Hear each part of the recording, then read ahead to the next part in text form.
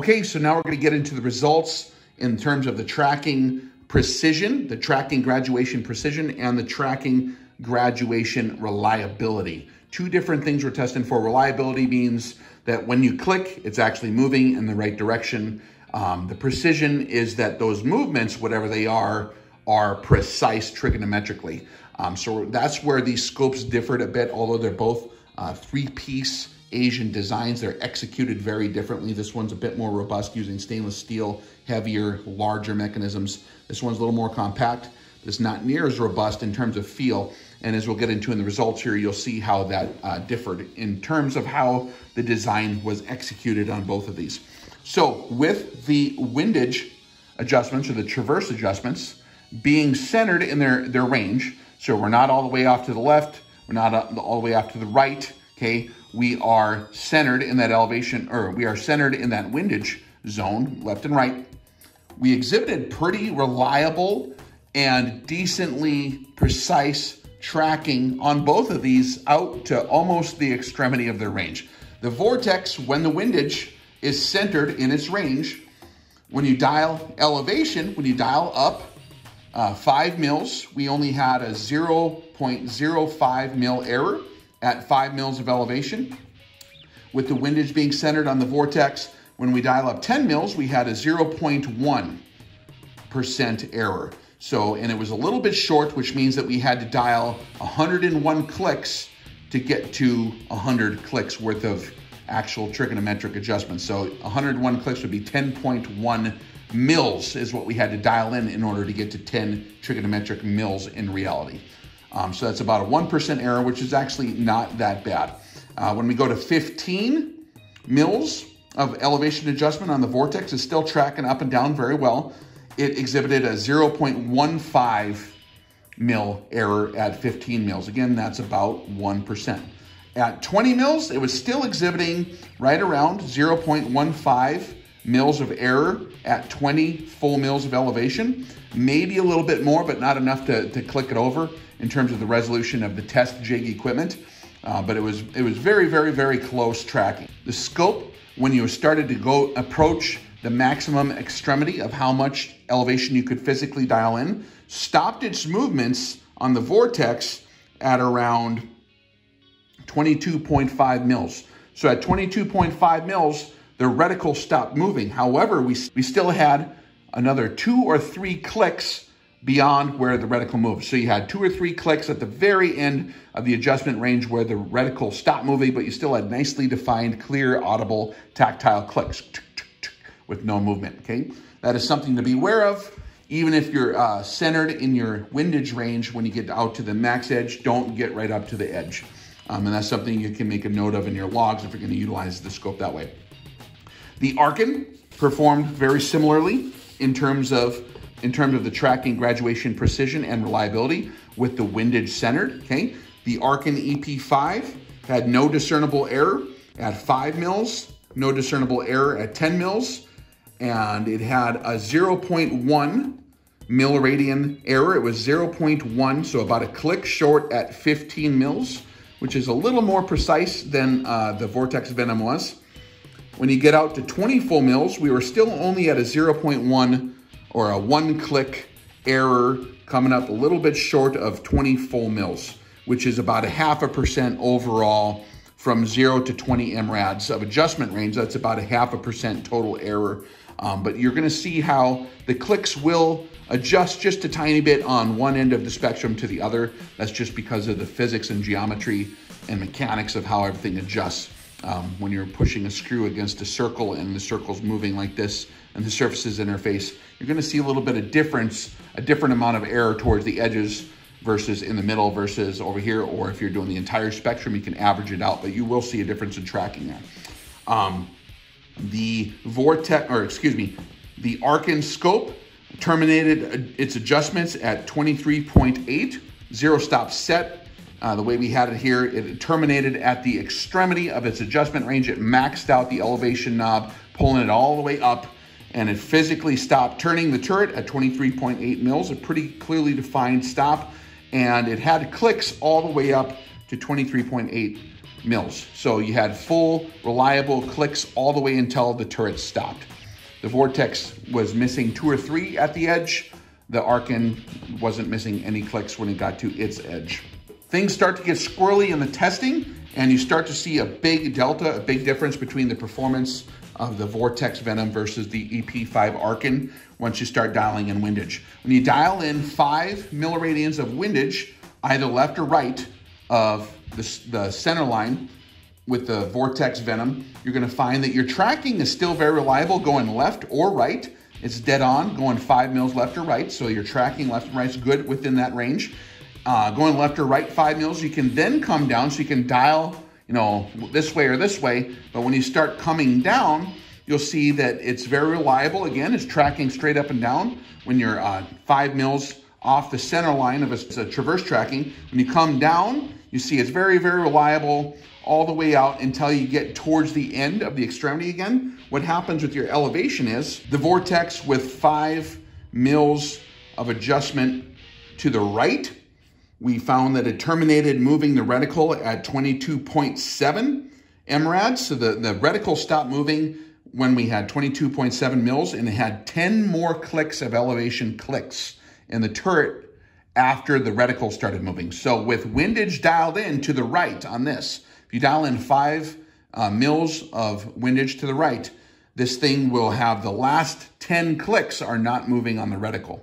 So you need to be aware of that for sure. Likewise, when you adjust to the left with the Vortex Venom, it'll terminate its movement at 21.5 millirads, and you'll have 11 clicks with no travel. So right in that same range. That's a full millirad of your elevation not working if you have 5 mils of windage dialed in on the windage turret. If your rifle was zeroed in such a way to where you have 5 mils of windage dialed in just to accomplish 0, you're going to find that one end, that the closer end to whatever direction that is, when you start dialing windage on the optic, is going to really mess with your elevation towards the end of its elevation range. You're going to have a lot of clicks in some cases where you don't have any adjustment.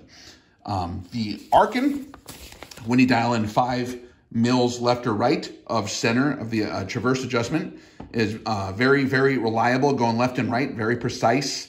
It's dead on, going left and right 5 mils. And when you come down, it's nice and straight, just like the Vortex was. Then when we get to the outer extremity, when you're dialed right on the Arken, you're going to find that it terminates its movement with the way this was zeroed at the outer extremity of the elevation range. So when the elevation knob turned all the way up and it bottomed out, it was a relatively hard stop. This one stopped at 23.8 the way it was zeroed, and it had 0 extra mils of clicks. So all the clicks that you put into all the way until the turret stops on the Arken are there. This one was short, about 10, right?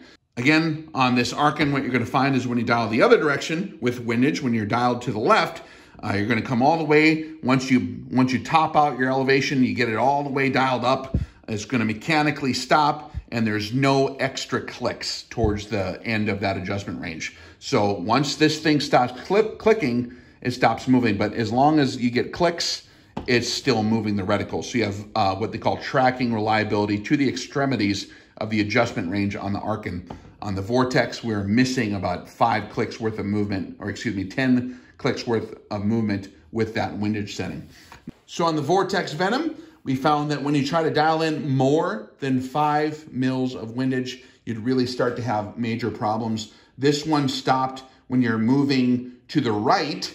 For example, this thing would stop its movement at 8.4 mils going right. You have another 45 clicks worth of turret movement with nothing translating, the reticle being dead solid. So you think you're moving left and right on this, but it's not. Once you get past 8.4, it quits actually moving the reticle, although this thing's dialing nicely. That's before it terminates the actual movement of the dial here. Now, when we adjusted this all the way in the other direction to the left, it stopped its movement at 8.4, and it actually didn't have extra clicks there.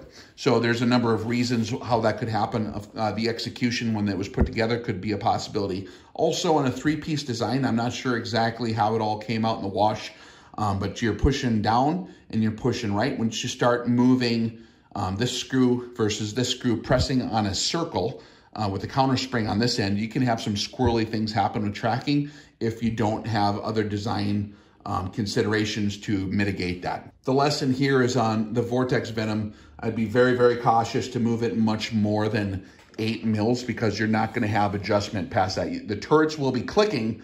They'll have nice audible tactile clicks, but once you get past like 8 mils on this test scope, absolutely no movement. And even though you might have, 30 or 40 clicks, it's not giving you that movement. So that could be another source of having problems out on the range as well. You're not going to see that again unless you're doing a comprehensive tracking test with this mounted to a test jig. The Arken terminated its movement when we're going to the right at 8.4 clicks, and it gave you precise adjustments all the way from 5 to 8.4 going off to the right, because your reticle is going to actually be moving this way when you're dialing right. Dialing all the way down, it stopped again at the very bottom of the adjustment range in terms of elevation. So we go all the way as far as the turret will adjust to where the turret stops going that direction. And the reticle moved all the way down with precision to the farther extremity where it stopped at 23.8 again, the same spot it was at on its center position where the traverse was centered and the elevation bottomed out. It bottomed out in the same spot with maximum windage. Going in the other direction to the left, you'll see a very similar thing. It did have a little bit more mils available on that side, about 10.6 mils of adjustment when you're coming to the left, but it did bottom out in elevation at 23.8 as well. But all the mils that we adjusted, it actually moved.